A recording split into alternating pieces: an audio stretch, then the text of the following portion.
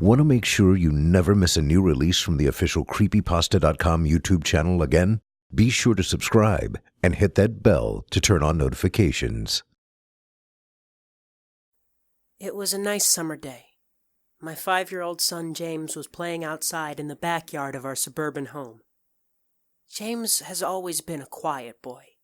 He plays by himself mostly. He never had too many friends. But he's always had a wild imagination. I was in the kitchen feeding our dog Fido when I heard what sounded like James talking to someone in the backyard. I wasn't sure who it was he could be talking to. Could he have finally made a friend? Being a single mom, it's hard for me to always keep an eye on my son, so I decided to go outside and check on him. When I went into the backyard, I was a bit confused, because James was the only person back there. Was he talking to himself? I could have sworn I heard another voice. "James, it's time to come inside," I called out to him. He came inside and sat down at the kitchen table. It was about lunchtime, so I decided to make a turkey sandwich. "James, who were you talking to out there?" I asked. James looked up for a moment. "I was playing with my new friend," he said, smiling. I poured him some milk and continued to pry, as any good mother would. "Does your friend have a name? Why didn't you ask him to stay for lunch?" James stared at me for a moment before replying. "His name is Laughing Jack." I was a bit taken aback by that. "Oh? That's a strange name. What does your friend look like?" I asked, a bit confused. "He's a clown. He has long hair and a big swirly cone nose. He's got long arms and baggy pants with stripy socks, and he always smiles." I realized my son was talking about an imaginary friend. I suppose it is normal for kids his age to have imaginary friends, especially when he has no real kids to play with. It was probably just a phase. The rest of the day went by as per usual, and it was starting to get late, so I put James to bed. I tucked him in, gave him a kiss, and made sure to turn on his nightlight before I closed the door.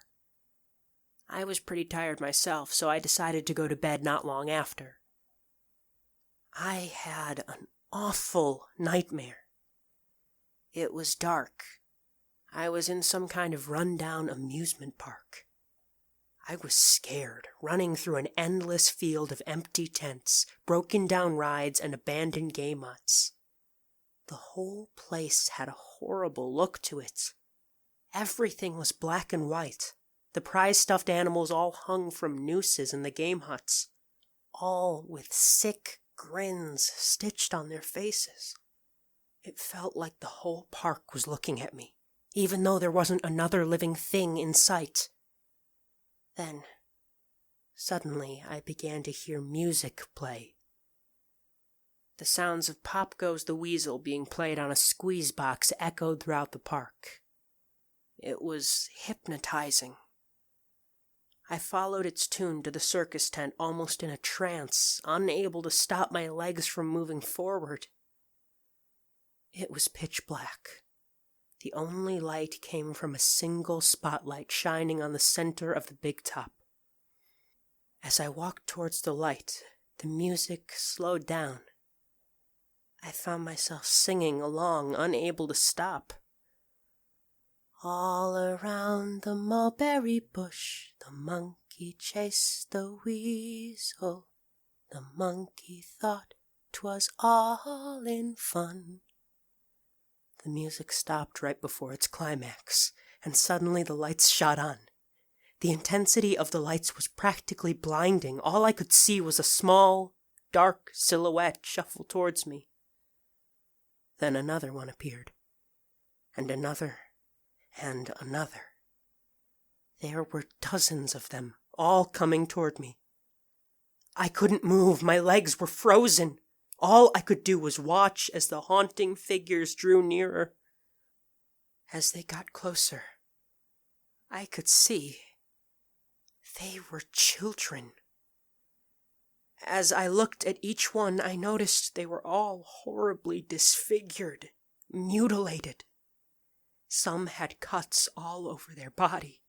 Others were severely burnt, and others were missing limbs, even eyes.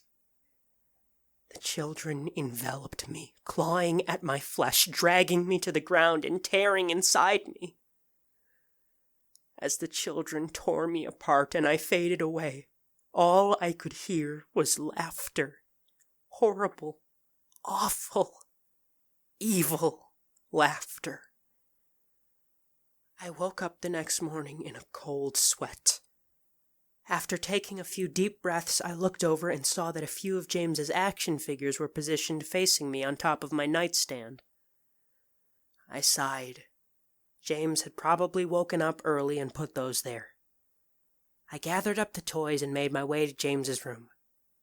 However, when I opened the door, James was sound asleep. I just shrugged and placed the toys back into his toy box and headed out into the living room. A little while later, James woke up and I made him breakfast. He was quiet and seemed a bit groggy. Perhaps he didn't sleep well either. I decided to ask him about the toys. "James, honey, did you put the toys in Mommy's room this morning?" His eyes shot up at me for a moment, then quickly glanced back down at his cereal.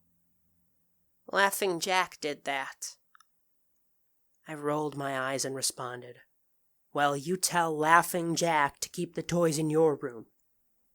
James nodded and finished up his breakfast, then decided to go play out in the backyard.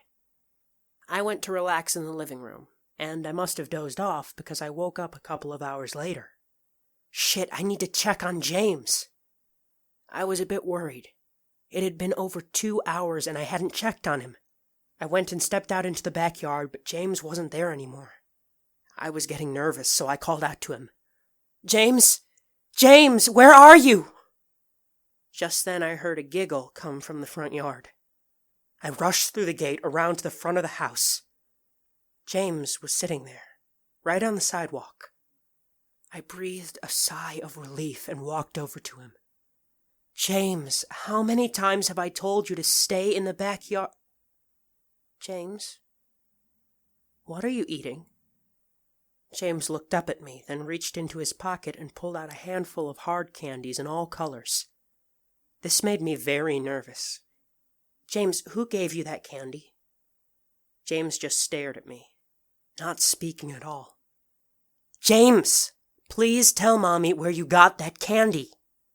James hung his head down and said, "Laughing Jack gave it to me." My heart sunk. I knelt down to look him in the eyes. "James, I have had enough of this damn Laughing Jack thing. He is not real. Now, this is a very serious situation, and I need to know who gave you that candy." I could see my son's eyes tear up. "But Mama, Laughing Jack did give me the candy." I closed my eyes and took a deep breath. James has never lied to me, but what he's telling me is impossible. I make him spit out the candy and I throw the rest away. James appears to be fine. Maybe I'm just overreacting. After all, he could have just gotten it from Tom and Linda from next door, or Mr. Walker down the street. Either way, I'm going to have to keep a closer eye on James. That night, I put James to bed as usual and decided to go to bed early myself. Suddenly, I was woken up by a loud bang coming from the kitchen. I sprung out of bed and hurried down the stairs. When I got to the kitchen, I was horrified. Everything on the counters had been thrown on the floor, and our dog Fido hung dead from the light fixture. His stomach was cut open and stuffed with candy, the same type that James was eating earlier that day. My shock was quickly broken by a sharp scream coming from James's room, followed by loud crashes. I quickly grabbed a knife from the drawer and moved up the stairs with the speed that only a mother whose child is in danger could have. I burst through the door and flicked on the lights. Everything in the room was knocked over and tossed on the floor. My poor son in his bed, crying and shaking with fear. A pool of urine staining the sheets. I scooped my child up and ran out of the house and went next door to Tom and Linda's house. Luckily, they were still awake. They let me use their phone and I called the police. It didn't take long for them to arrive, and I explained what had happened. They looked at me as if I was crazy. They searched the house, but all they found was a dead dog and 2 trashed rooms. The officer told me that someone had probably gotten into the house and done this right before making a quick escape when they heard me coming up the stairs. I knew it wasn't true. All the doors were locked and none of the windows were open. Whatever was in my house, it didn't come from outside. The next day, James stayed inside. I didn't want him to leave my sight. I went into the garage and found his old baby monitor and set it up in his room. If anything comes into it tonight, I was going to be able to hear it. I went to the kitchen and grabbed the largest knife from the drawer and put it on my nightstand. Imaginary friend or not, I'm not letting anything hurt my little boy. Soon enough, night came. I put James to bed. He was afraid, but I promised him that I wasn't going to let anything happen to him. I tucked him in, gave him a kiss, and turned on the nightlight. Before closing the door, I whispered to him, "Good night, James. I love you." I tried to stay up as long as I could, but after a few hours I felt myself drifting off. My baby would be safe for the night, and I needed to sleep. Just as I lay my head on the pillow, I heard a soft noise come from the baby monitor. I'd put it on my nightstand. At first it sounded like interference, like the kind a radio would make. Then it turned into a soft moan. Was James asleep? Then I heard it. The laugh from my nightmare. That horrible laugh. I sprung up from my bed and grabbed the knife from under my pillow. I rushed over to James's room and cracked the door open. I tried the light switch, but it wouldn't come on. I took a step in, and I could feel the warm, thick liquid on my feet. Suddenly, James's nightlight came on, and I could see the absolute horror laid out in front of me. James's body was nailed up on the wall, the nails piercing through his hands and feet. His chest was cut wide open, and his organs hung down to the floor. His eyes and tongue had been removed, along with most of his teeth. I was disgusted. I could hardly believe this was my baby boy. Then I heard it again. The soft, desperate moan. James was still alive. My baby, my poor baby, in so much pain, barely clinging to life. I ran across the room and vomited on the floor, but my sickness was interrupted by a horrible cackle coming from behind me.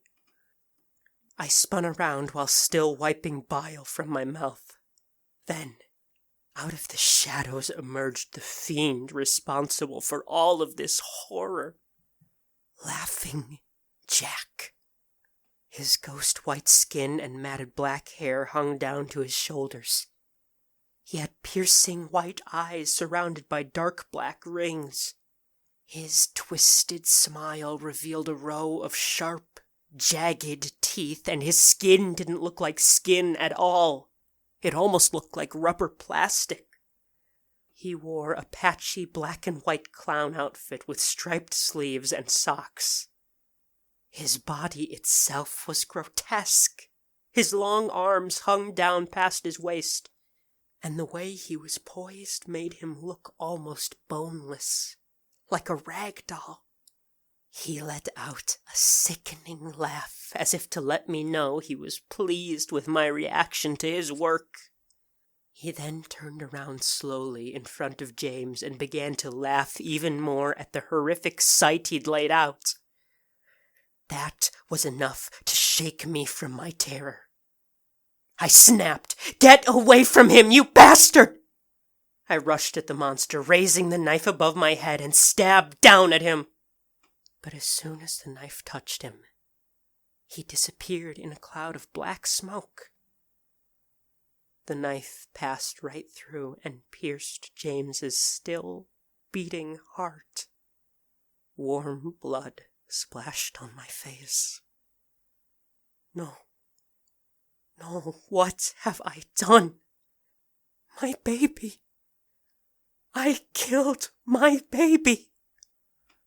I immediately fell to my knees, and I could hear sirens in the distance growing louder. My boy, my sweet baby boy. I promised Mommy would protect you, but I failed. I'm sorry, James. I am so sorry. Police soon arrived to find me in front of my son, still wielding the knife covered in my baby's blood. The trial was short. Insanity. I was placed in the Ferropolis house for the criminally insane, where I have been for the last 2 months. It's not so bad here. The only reason I'm awake now is because someone is playing Pop Goes the Weasel outside my window. I'll talk to the orderlies about it in the morning.